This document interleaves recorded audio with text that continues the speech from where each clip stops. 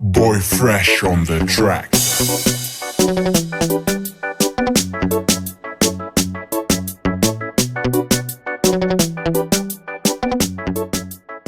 Hello people, salubonani igaba lami ngu DJ Spark Zimbabwe ndiri popa chivitiviti chamunofarira chivitiviti chisina maside effect nyanja neyo panapa inyaya update zvikuitika ku UK sada kwanza rimwe dhanzi ranetsa rapisa pa UK apo rova dhanzi ranga chirwa nababa Harare saka video iyi ndati muriona guys mubva makomenda. Please don't forget to comment voda kunzwa maonero nemafungo nemaroro angaitwa dhanzi nababa Harare. Ndikuudza kuti ndo dhanzi ranga richipisa pa UK zvamanje manje. Sasa tapedza nguva yakawanda.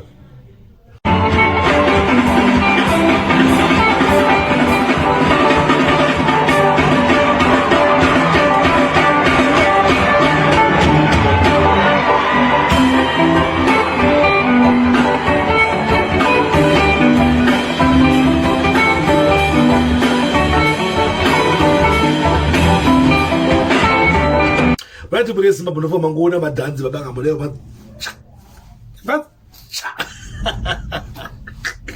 ayo baba Harare vanochigona chigame ichi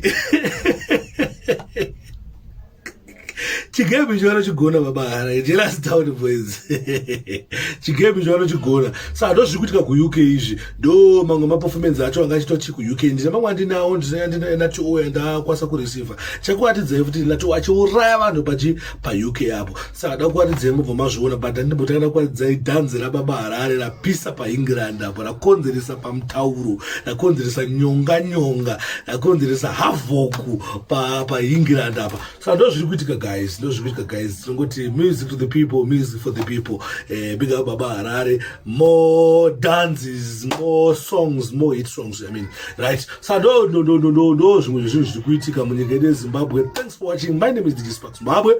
Ndiri mubadi video health chief duty sina maside effects zvinochatokuya nenyaya dzakasiyana siyana zvochingwava